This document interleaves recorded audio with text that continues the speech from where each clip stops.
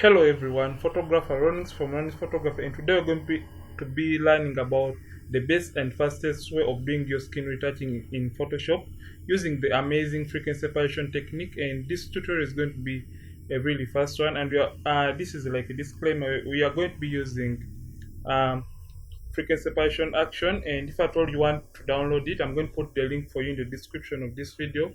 Then this image was taken by a photographer is called Abelmuk9, and I'm also going to put his Instagram link in the description. He's an amazing portrait photographer, so he took this image and it was part of his retouching challenge a while back. So we're going to be learning about frequency separation in Photoshop and how you can do it easily and the fast way you can do your frequency separation in Photoshop. So stay tuned as you learn this amazing technique of skin retouching in Photoshop. So enough for the talking, let me kick in and we start editing this image in Photoshop. So I'm going to come right here to my actions and I'm going to play my action. And if at all you don't know how to import your frequency separation action into your Photoshop after downloading it, just come right to window and now come to actions. So when you click right here, your action panel will be opened right here. So click right here, you can see, and now you can load your action into Photoshop. So when you click load action to ask you for the location of your action, so you just click on it and yeah, your action will be imported into your Photoshop. So play your frequency separation action by opening the group first of all. It will be like this. So open the group by dropping that down and click the play icon. So click continue. And now for this step, when you want to do what we have to do is we want to blur out the skin texture from this image. So make sure you drag this radius until you're seeing less of the skin texture. I hope I'm making sense to you guys. So let's drag this until we get the best or the sweetest spot for our skin texture. And yeah, I think at 9 we are fine. So click OK. Make sure you don't pull it all the way up because we want to blur out only the texture while we can still see the details of the face. So click OK and the action will continue playing and click continue. So we are done doing the frequency separation. So come to the low frequency layer right here or the color layer, and we are going to start evening out the skin tones. So let's zoom in more because we want to make a selection on the skin texture. So get your lasso tool right here. This is the lasso tool, and for the feathering, first of all, use the feathering between 18 and 20 pixels because it is going to give us a fine selection for a skin texture. And now you're going to be applying the Gaussian blur effect on only the skin of our model. So we are going to make a selection right here. Just make a selection and make sure you don't select the eyebrows because we are only wanting to do the skin retouching. So we are only working with the skin, so make sure you don't select the hair or the other parts. So we are done selecting on the skin area. So come right here to filter, and now here I'm going to share with you the amazing trick that I use to get the perfect skin texture for my portraits. So come to filter, then come to blur, then come to Gaussian blur. So this is the initial radius we had used for our image. So you can zoom out here a little bit. So make sure you drag this radius until you find the best texture for your image. You can see right now this is where we are. So let me get this. So I think we shall go in for around 30 because 30 gives us the best and most natural skin texture. Or before we can do this, let's cancel this. So here I'm going to share with you guys what I do. Remember, For this selection, I used the radius of between 30 and 31. So this is what I found out a while back. So when you come back right to filter, blur and Gaussian blur. So remember, this is the radius we put when we are playing African separation action. So whichever radius you used on this step, what I found out is when you multiply this radius by 3, yeah, and add 3 or 2 to the value you get. So uh, the radius is 9. So when you multiply 9 by 3, you get around 27. And when you add 2 to 27, you get 29. Yeah. So multiply the radius by 3, the radius you used, and add 2 or 3 to that value, depending on how much texture you want. So just come. So for this case, let's multiply 9 times 3, you get 27. Yeah, then add 3, let's put 30 just right here. So you can see the skin texture is really nice and natural enough. So let's apply this effect on the rest of the portrait. So deselect by clicking on the other area that is not selected. So let's apply this effect, and when you're making these shapes, make sure you select according to the shape and draw them according to the shape of the area. So let's apply our effect on the rest of the skin, and as you can see, I am making selections according to the shape of that particular area so that I can get or fine tune that particular area really nice. So, and if at all you're learning, don't forget to like this specific video and don't forget to comment. And if you have any questions, of course, you know what to do. You can just comment.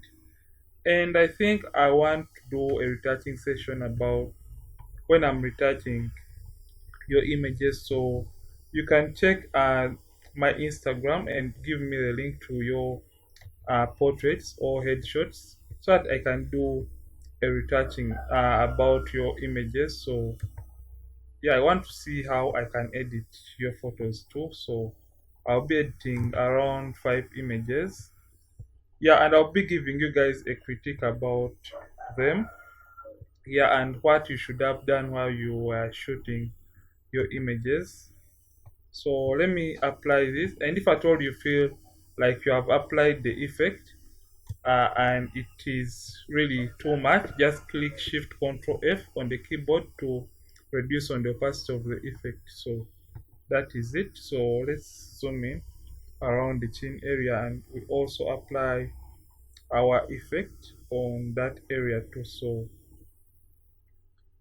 I think this method is faster, but if at all you want to have the best results from your frequency separation, make sure you check out my full frequency separation tutorial, whereby I explain everything, and you'll have to use a mixer brush tool to blend the skin tones really well.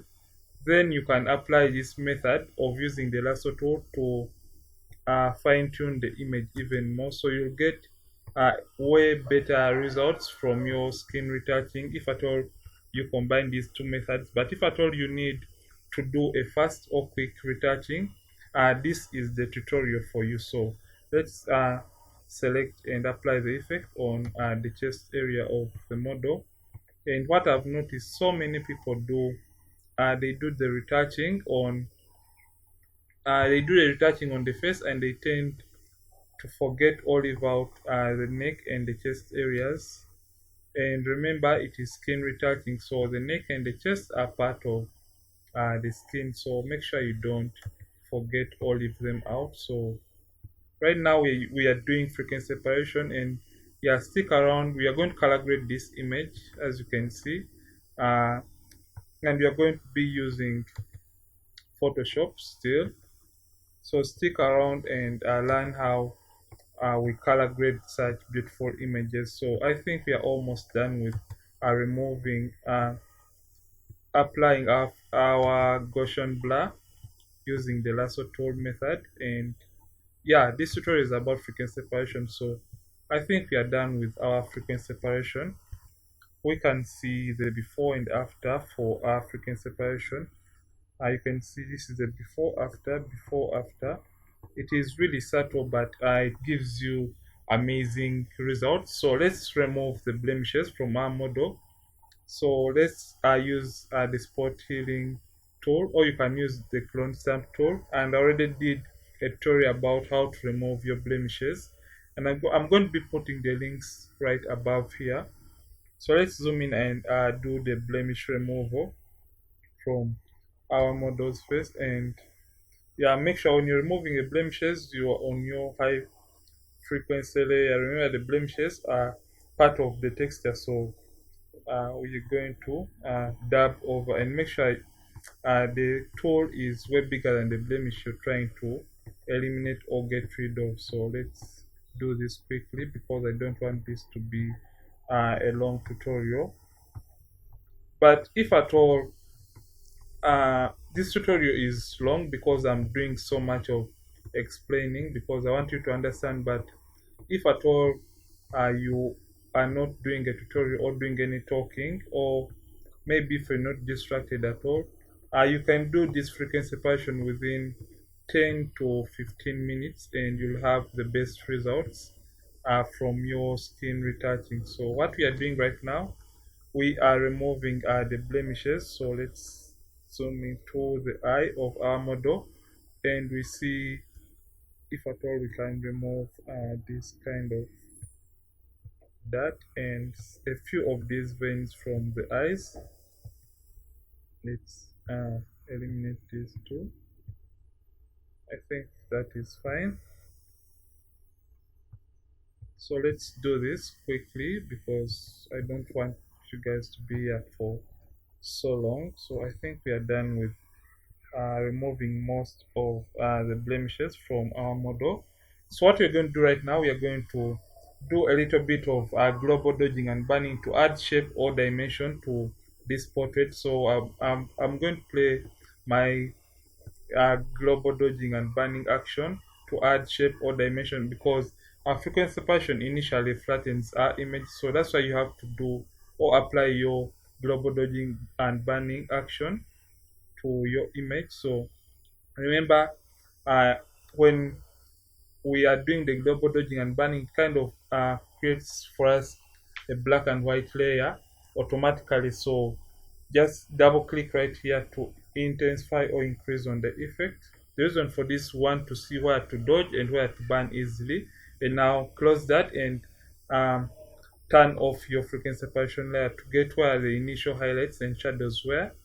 So click on the dodge icon, get your brush tool, and make sure the opacity is 10% because we wouldn't want to put so much on the effect. Make sure white is on the top right here, and you can just toggle by getting white on top, or you can reset it by just clicking here. Make sure it is a white brush, and you are going to paint on a black mask to reveal the effect. Remember, when you're dodging, you dodge the highlights or you enhance the highlights, and when you're burning, you enhance the shadows or we burn the shadows. So that is it. So let's zoom in a little bit. Remember, when you're doing this, don't zoom in completely. So we have this highlight here, so we are enhancing it. And let's come on the chin area and we enhance there too. Then right here, let's enhance or dodge there. So we are doing global dodging and burning. Let's dodge here too because we have some sort of highlight. And here, so I think we are done with our dodging. So let's burn. So remember, when you're burning, we burn the shadows. So let me zoom in because I want to be precise with this area. So let me burn there and let's burn here too. And I think that is fine. So let's come to these, I don't know, cheekbones and we enhance them too. I think that is fine. So let's turn back our frequency separation layer by clicking on the eye icon and turn off the black and white. You can see this is the before after. You can see how it has added shape and dimension to our portrait. And now let's delete this layer right here, the black and white layer, by dragging it to this trash icon, and let's close this. So right now what we're going to do, we are going to do the color grading for this portrait. So come right here and click selective color. So we are going to come to our red channel, and we are going to add cyans to our image and add yellows to the image. You can see right now the image looks warm enough, and let's add in a little bit of blacks to our portrait.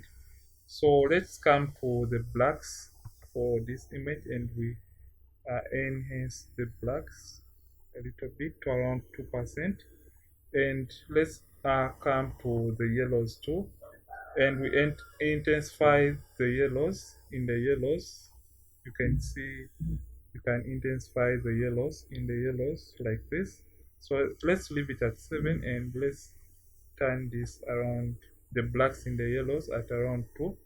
So let's now come to our gradient maps, and now click on the color and click on Sapphire Antique, because this is close to the skin tones of our model.